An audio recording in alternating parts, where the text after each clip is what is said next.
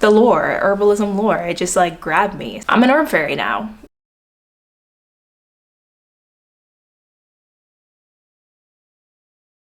Okay, so what up guys? Today I have some tea with me because we're gonna do a little tea talk. We're gonna do a tea chat, have a little herb fairy tea party today, and I thought it'd be fitting to have some tea. This is a butterfly pea tea. It also has like skiandra, bamboo leaves, something else. It's supposed to be like a beauty tea. It's supposed to help with skin. It has lemon balm in it too and blueberry. It's a pretty color, which is why I chose it. And yeah, if you can see, I have like hella herbs, and I think it literally took me unpacking them and putting them up on this shelf to realize that I am like an herb hoarder in a good way. A little while back, I made a post about how I want to talk about herbs and basically just asking you guys what you wanted to learn about as far as herbalism goes, as far as topics goes.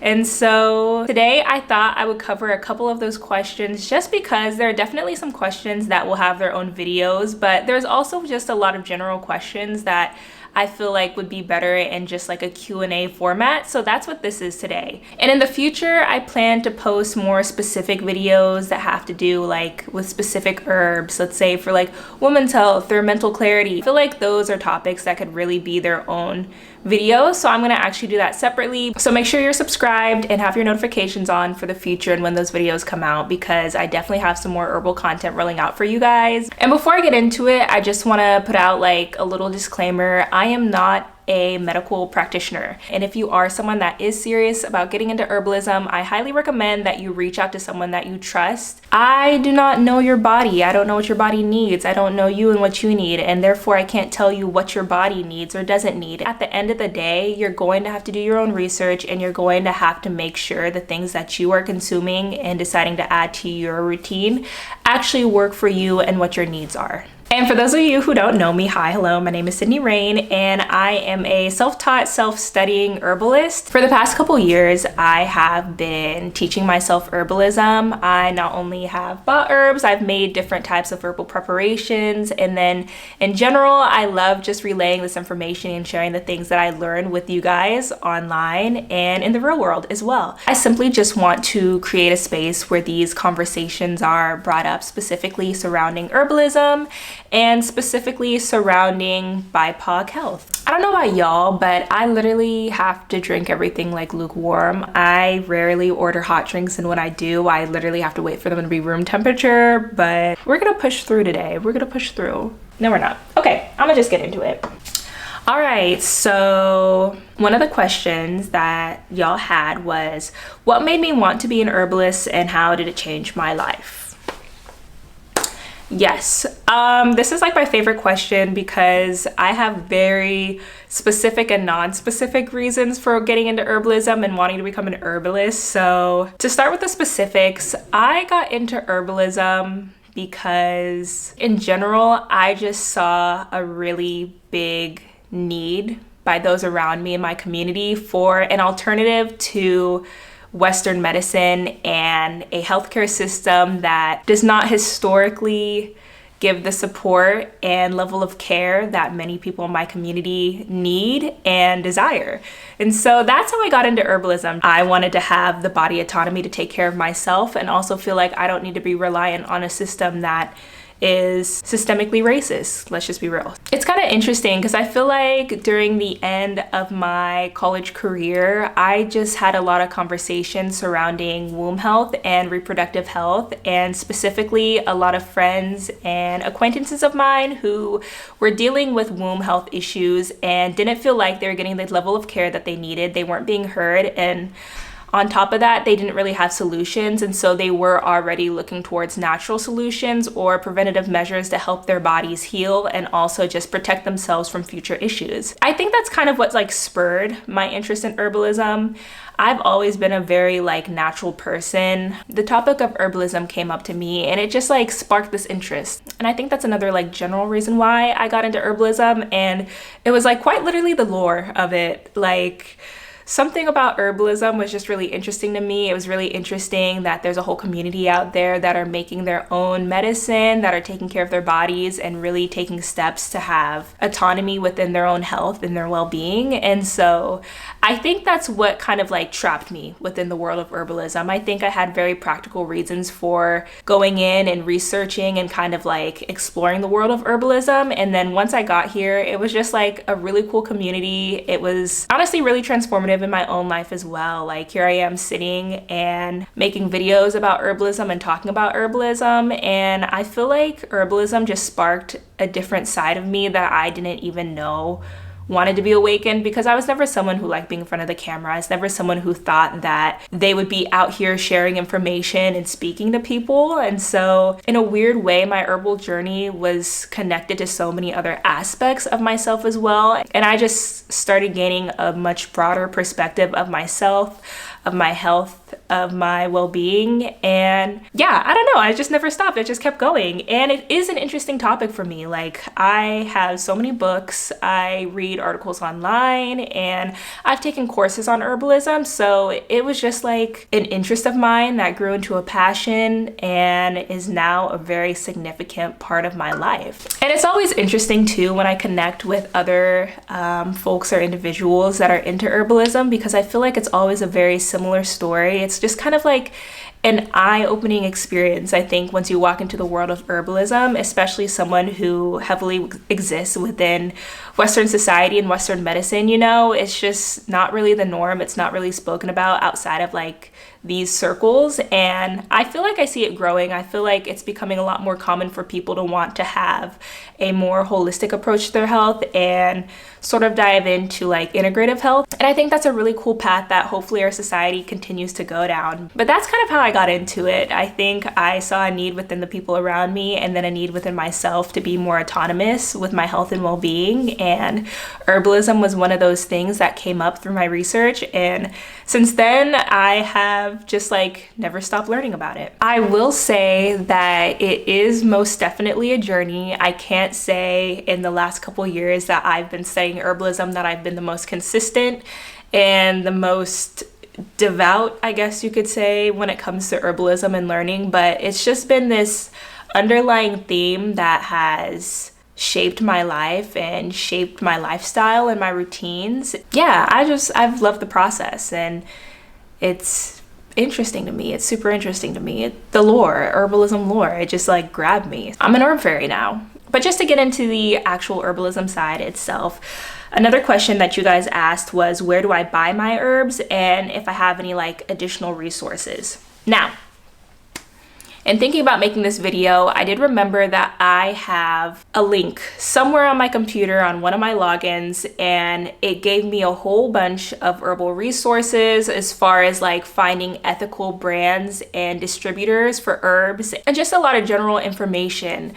And it's been a couple years, I'm not gonna lie, it's been a couple years since I looked at that link, because I found my distributor that I really like and didn't really find the need to branch out past that. I'm not even gonna lie, but I'm going to try and find that link for y'all, and if I do find it, it will be in the description, hopefully. But I mainly buy my herbs with Mountain Rose Herbs. They're based out of Oregon, and they're an ethically sourced, organic and wildcrafted herb distributor. And they have a lot of other things too, like they have their herbs, they have spices, they also sell some like blends themselves, they sell culinary herbs, and also like appliances and tools as well for making your own herbal products and preparations. So I really like them. The quality of their herbs is amazing. All of these herbs back here, well, like 98% of the herbs back here are from Mountain Rose Herbs. I feel like it's a lot cheaper for y'all to just buy your herbs bulk if you do know it's something that you will use consistently and long term. And I also have a link to them below, because I will say, full disclosure, I do have an affiliate link with them. So if you do decide to purchase their herbs, go ahead and check out my link, because I will be paid a small percentage on top of what they make, and that percentage helps me continue to make videos for y'all and support myself. So if you do check out Mountain Rose Herbs, make sure you check the link, and thank you in advance for that. If I do want smaller quantities quantities for herbs, I'll usually actually just check like Etsy, because there's a lot of home growers on Etsy that sell their herbs. And I think for the quantity that you get per the price, it really does depend on where it's coming from. But that's another great option for wildcrafted and organic herbs if you are looking for smaller quantities. If you want big quantities, I would definitely check out bulk distributors such as Mountain Rose or Frontier Co-op.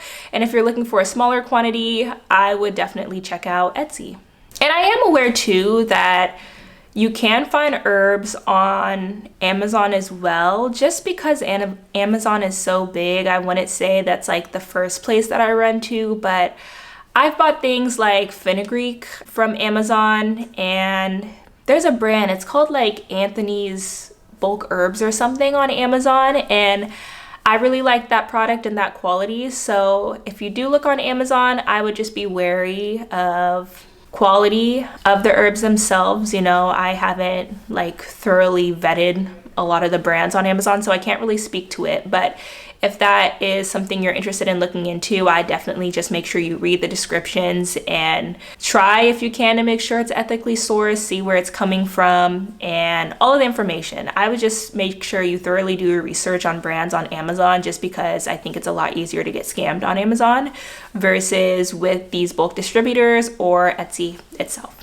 And as far as consuming the herbs themselves, someone did ask how often they should consume herbal teas daily. I actually want to broaden the question a little bit, just because herbal teas is only one way for you to consume herbs. Some of the most common ways that people actually take herbal supplements are through pills, through herbal teas, and then tinctures. Typically, it depends. I will say most good packaging will say how often you are required to take those herbs and those herbal supplements. I will say though, for myself, typically I only consume herbs once a day. So I'll take whatever required dosage once per day versus 2 to 3 times, because I feel like a lot of tea bags say to consume the teas 2 to 3 times a day. And that would typically be after a meal, but usually I just take them once, usually in the morning. So after like breakfast, I'll have an herbal tea, or during breakfast, I'll have an herbal tea. But I think it really just does depend, you know, the more herbs you consume, the greater the impact that it will have on your body and your system. So typically the only time that I'll consistently take herbs during the day is if I have like an immediate issue. So let's say I'm like going through PMS systems, I might drink ginger tea multiple times or raspberry tea multiple times a day, just to offset those symptoms and help my body regulate itself. But if it's something like ginkgo biloba, which is good for mental clarity, I'm just going to take it once in the morning with the rest of my routine and call it a day until the next day. And I think one thing that's important about herbs is consistency.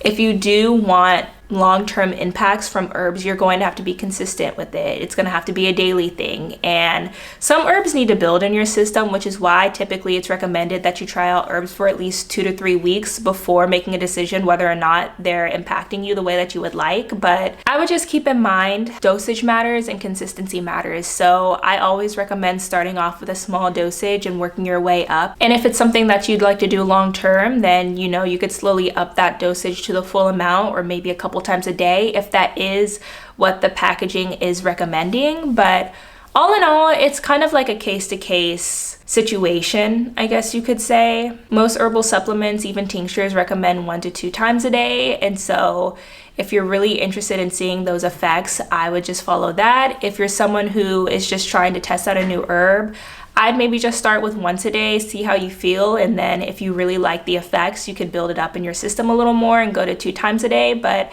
I would always just make sure you read the packaging. Usually too, if you look up herbs online, it will tell you what a healthy dosage is by grams, and so that's another way to kind of gauge how many times a day you might want to be taking the herbs and the best means of consumption. But all in all, I typically only take my herbs once a day or multiple times a day if I'm sick or have a particular issue that I am trying to deal with.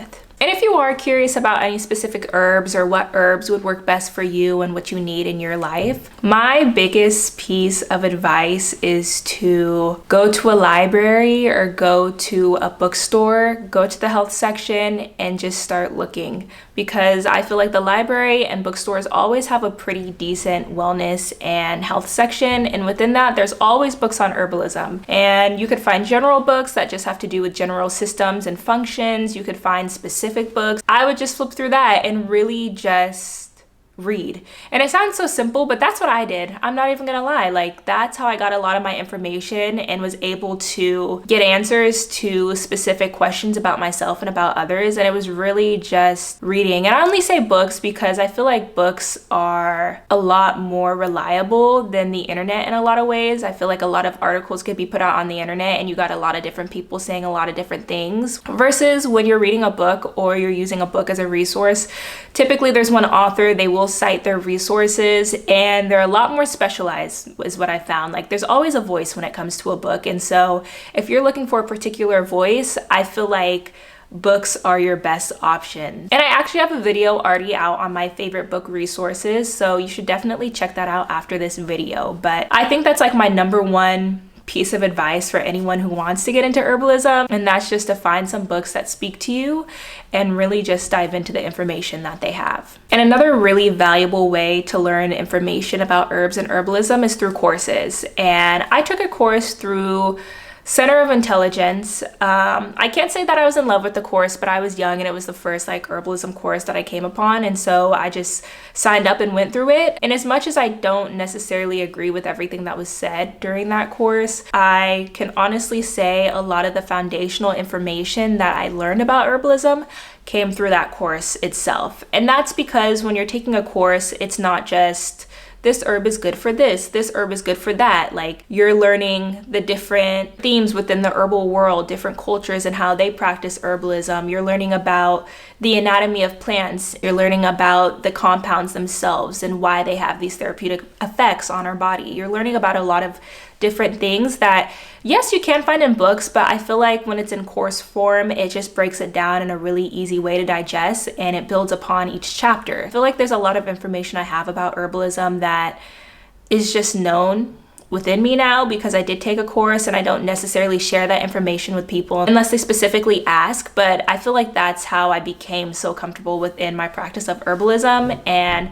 that was through taking courses and then building upon my knowledge through books and finding specific niches within herbalism that I want to study further. And another very real way that I get herbal information is honestly through other creators and through other herbalists. You know, I feel like there's a lot of beauty in finding an herbal community online and being able to rely on folks within that community for knowledge as well. I also particularly love this form of information just because it's typically coming from a personal space. Even for myself, I really only talk about topics that I am passionate about or I have an interest about, you know? And so in that sense, I guess you could say that I am a very limited resource, but also I hope that you guys come to me with the understanding that the things that I'm talking about are things that I genuinely care about and I've taken my time to research. And so I have a couple different accounts that I could also share. There's going to be a lot in the description, guys, but I could definitely also share some of my favorite herbal accounts and maybe even a little description as to why and what they talk about. But the internet is a beautiful thing, and so I've been able to connect with a lot of different people that are interested in herbalism and have similar interests that align with my own, and through that I've also been able to grow my knowledge and also grow the knowledge of others. And so that's another way to share resources and to share knowledge, and that's to also just start finding people within that community that you want to be in. Even if it's something that you're only like minorly interested in, you know, follow a couple accounts that talk about herbalism, that talk about nutrition and wellness, and kind of just see how that shapes your own perspective as well. And yeah, and so those are the only questions that I had for today. If you have any other questions, don't be scared to leave them below because I'd love to do another one of these, and I'll keep doing them until y'all don't have any more questions. So just let me know. But as always, thank you so much for tuning in. Thank you for stopping by. Please don't forget to subscribe and like this video. And until next time, happy healing.